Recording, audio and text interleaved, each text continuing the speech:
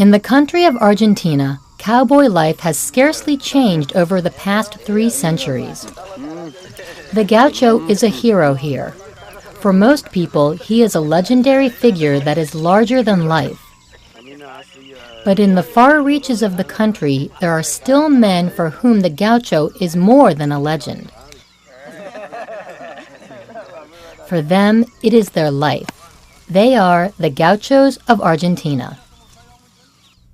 The cowboy life of the gaucho came to Argentina from Spanish culture. It created a unique type of men who were as hardy and self-reliant as the animals for which they cared. The word gaucho means outcast, or one who doesn't belong to a specific society or group. There are as many kinds of gauchos as there are varied terrains in Argentina. There are gauchos on the soft, flat pampas of Corrientes, on the windswept plains of Patagonia, and in the wooded hills of Salta. Don Jose Anzola, a 76-year-old horseman, seems to be the classic gaucho, and one who treasures his residence in a remote region of Corrientes. He believes solitude helps to keep gaucho life in its purest form. Si no pudiera vivir en el campo. If I couldn't live in the campo, the countryside, an unthinkable thought. I don't know what I'd do.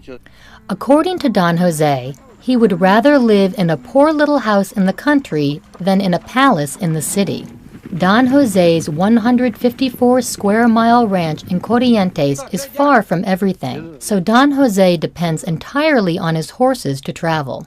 As a result, he and his 3 sons spend much of their time finding and catching the wild horses that run free in the countryside.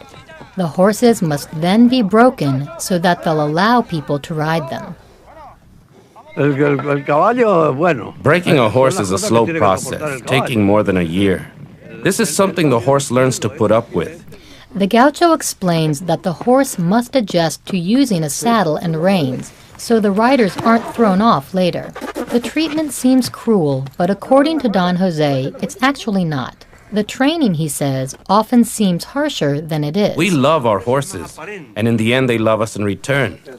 This is the traditional way of training a horse in Argentina, the gaucho way. Being a gaucho, though, is more than a life of solitude and caring for horses and cattle. The gaucho way of life has its own strict code of ethics. Hospitality and respect for others are as much a part of this lifestyle as the art of breaking horses. Argentina is nearly the last place where this code of ethics and the demanding lifestyle of the gaucho still exist. The country is home to nearly 150,000 gauchos who are very much a part of the national identity. There are gauchos in all parts of the country, even more than 1,200 miles south of Buenos Aires, on the edge of Antarctica in Patagonia. The harsh terrain of this region has its own type of gaucho as well. Here, the gauchos raise sheep, not cattle, and even more surprisingly, many speak English. Many of the ancestors of Patagonian gauchos were immigrants from Scotland. Several of these settlers came to the area during the 19th century, including the ancestors of Eduardo Halliday and his father Jimmy. These 2 gauchos run a ranch in Patagonia, and for them, this strange terrain seems like the perfect place to live. The Hallidays enjoy living in the region for a number of reasons. For Jimmy, the most refreshing aspect about living in Patagonia is that there's space everywhere so he can see far in all directions. The land is also rich, he says, and produces everything that he and his family need. Life on the plains of Patagonia is difficult, even harsh, but the gauchos here have learned how to adjust and succeed. Eduardo has lived his entire life on the family ranch and has learned the traditional ways from his father. The goal of every gaucho is self-reliance, and these gauchos of Patagonia are no different. Because the ranch is so remote, father and son have to utilize everything they have available. This also means they don't abandon anything quickly, and often use and reuse everything they have, including their bags and their boots. After all, it's a long way to go to buy new ones. Gauchos are experts at adjusting to their surroundings. Here they've learned to use a local weapon called a boleadora. Made of leather and small stones, boleadoras are still used to hunt rhea. Pursuing the small, flightless birds is no problem, but hitting them can be tough. As the Gauchos fly like the wind along the plains on their strong horses, the rheas run swiftly ahead of them. It's an exciting chase, but the rheas get away, this time. About 1,800 miles north of Patagonia is the region of Salta. Here, the stony hills and rough terrain have produced yet a different kind of gaucho. The gauchos here were once fierce soldiers for Argentina, and they won recognition and respect in the Argentine War of Independence from Spain. They're famous for their huge leather chaps and red ponchos, and often celebrate their proud traditions in an annual parade. One of the best horsemen in the area is Rudecindo Campos. Rudecindo loves being a gaucho, and he says that it's the life he's always wanted. In life, there are all kinds of people, engineers, doctors, and gauchos. I knew I had to choose one or the other. I have always had a gaucho soul, and I like being a gaucho. However, choosing the life of a gaucho means more than just working with horses. Just as it is in Corrientes, a strict code of ethics and principles is essential to the gaucho lifestyle in Salta as well. It's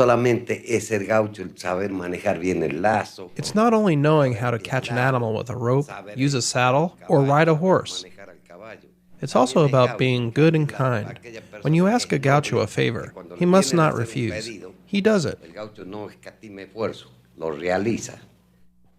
At times, it's difficult to make enough money working as a gaucho. In order to survive, Rudecindo must work at a part-time job so he can continue training horses. He specializes in training a strong little horse from the area called a criollo. It's one of the few animals that can round up cattle in this rough terrain covered with thorns. To protect themselves from the environment, horse and rider rely on their special leather chaps. The thick leather protects the pair from injuries as they round up the last of the cattle. In Salta, each time the gauchos successfully return the cattle safely back to the ranch, there's a lively fiesta, a celebration in which women have always had an important role. Rudecindo's wife, who comes from the city, talks about life on the ranch. It's very difficult to adapt to the slower pace of the campo. In the city, you live faster and you're less attentive to nature. We've lost that in the city. We've lost some of our humanity, which my husband hasn't lost. He's not caught up in the trivia of everyday life. You can really get consumed by small things, and you forget what's important.